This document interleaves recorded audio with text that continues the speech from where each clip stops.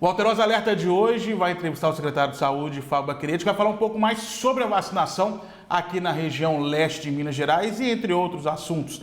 Secretário, muito bom dia, seja bem-vindo ao Alterosa Alerta. É um prazer recebê-lo aqui com a gente. A primeira pergunta que eu faço para o senhor é a questão da vacinação aqui na região leste. Como está a vacinação aqui na região, secretário? Bom dia, Alessandro. Primeiro é um prazer estar aqui com vocês. Bom, a vacinação no estado, ele anda de forma geral muito bem, né?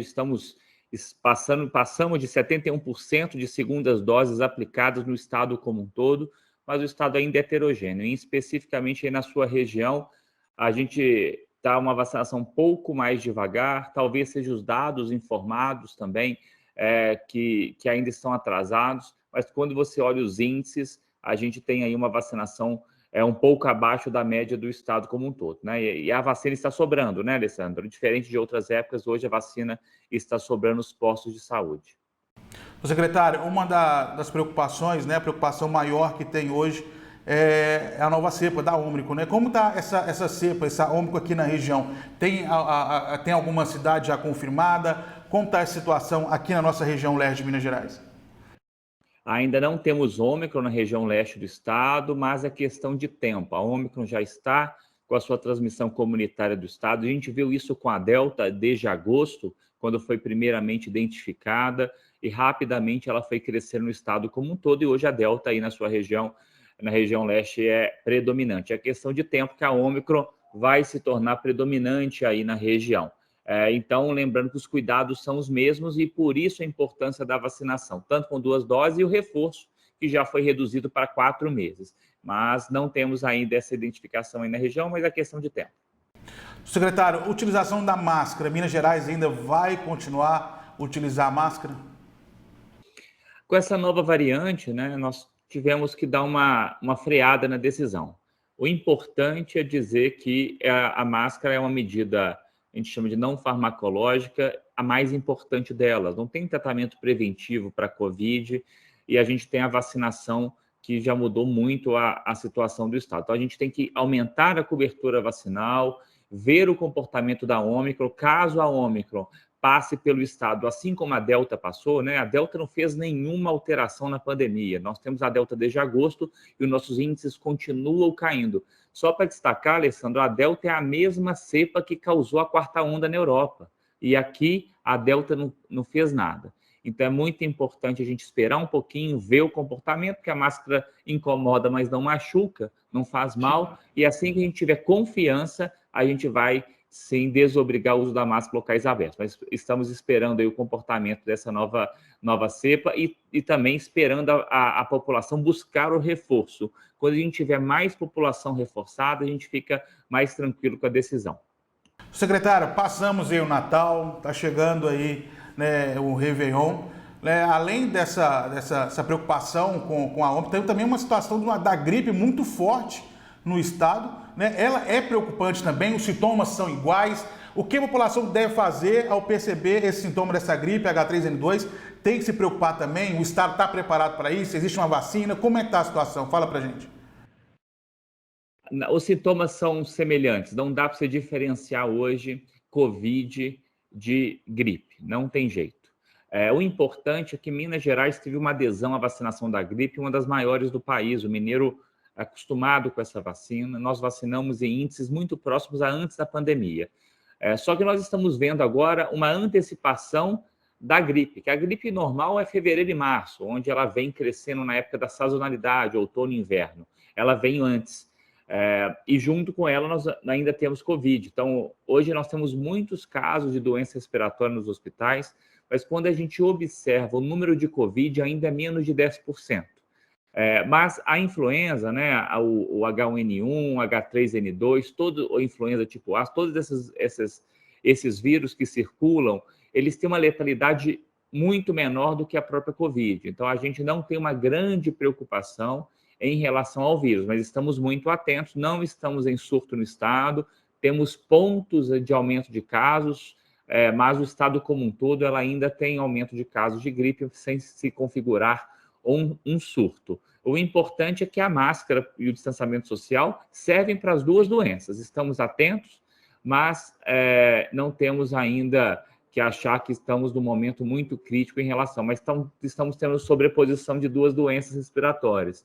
E isso gera atenção nossa, porque deve ter maior internação, especialmente de crianças que sofrem muito com essas doenças. Bom, já que o senhor falou sobre crianças, vamos falar sobre vacinação de Covid em relação a crianças.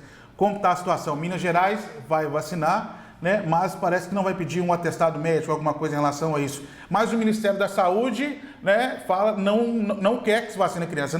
Existe esse impasse. Alguns estados, né, vão vacinar a criança, outros não. Mas Minas Gerais no todo, como vai ficar a situação, enfim? O estado de Minas, ele segue sempre a ciência. Então, a ciência é muito clara, a Anvisa foi muito clara, a vacina é segura. É uma vacina que já foi aplicada no mundo inteiro. Só em Minas Gerais são mais de 33 milhões de doses aplicadas e não teve nenhum efeito colateral grave, nenhuma morte associada à vacina. Então, falar que essa vacina é experimental é um erro grande. Isso é fake news. A vacina ela é boa e nós temos que agradecer aos cientistas que conseguiram desenvolver uma vacina em tempo recorde. Isso não é motivo de preocupação, isso é motivo de alegria e comemoração. Por isso, é mais uma vacina no calendário do PNI. E como toda vacina do calendário do PNI, não se é necessário nenhum tipo de prescrição médica. E por isso, a vacina da Covid no estado de Minas vai seguir a mesma normativa. Não haverá necessidade de uma consulta prévia. Vamos lembrar que o SUS não consegue tantas consultas de uma hora para outra para criança. Está faltando pediatra em todas as regiões do estado. Os pediatras hoje estão atendendo crianças doentes, que estão com gripe, quadro respiratório. Não tem como a gente obrigar que os pais levem até um pediatra. Isso aí é só as pessoas que têm plano que vai conseguir fazer isso com muita facilidade. Então, não existe nenhuma necessidade. Então, o estado de Minas vai exigir o que sempre exige para a criança, a presença de pais ou responsável no ato da vacinação. Simplesmente isso. Secretário, qual que será a idade dessa vacinação? A vacina que tem em Minas Gerais já dá para começar ou vai aguardar o Ministério da Saúde comprar as vacinas? Como vai ser a situação? A idade agora é de 5 a 11 anos e é uma vacina nova da Pfizer, numa dose menor, de 1/3 da dose. É um frasco diferente para não gerar nenhum tipo de confusão e a expectativa é que em janeiro ela já chegue para a gente. Agora, no final da primeira quinzena, início da segunda quinzena de janeiro, a expectativa é que as primeiras doses sejam entregues ao Ministério da Saúde e logo depois para a gente. Então, a expectativa é que logo em janeiro a gente inicie a vacinação das crianças. Secretário, para a gente finalizar aqui, os hospitais regionais, Governador Valadares, Teófilo Otoni, como está a situação? 2022 vai começar realmente essa reforma aí desses hospitais? Em Valadares já tem um contrato, os dois têm contrato vigente, Valadares já está com alguma parte da obra começando. O grande problema dessas obras, Alessandro, é que elas ficaram muito tempo paradas. O tempo foi perdendo, desgastando a obra. E quando foi se fazer o diagnóstico da situação, foi surpreendente. Roubaram muitas coisas, depredaram muitas coisas. Então, o tamanho do contrato anterior não cabe tantas obras para serem feitas. Por isso, o DR está fazendo a complementação do processo, de tanto negociando com a empresa vigente, quanto fazendo um novo processo licitatório. Então, isso atrasou o reinício das obras de forma muito intensa, porque as autoridades públicas anteriormente não tiveram cuidado em resguardar aquele patrimônio já investido. Isso atrasou e estamos correndo atrás do tempo, fazendo todo o esforço que a gente tem expectativa de retornar com ela todo vapor o quanto antes. Mas é um problema, um descaso anterior com a obra fez com que ela ficasse ainda mais cara, né? Porque se perdeu muita coisa e vai atrasar esse reinício de forma mais plena e entrega dele. Mas estamos correndo atrás do tempo para conseguir fazer o quanto antes. Teófilo Otoni, como está a situação? Também a mesma coisa?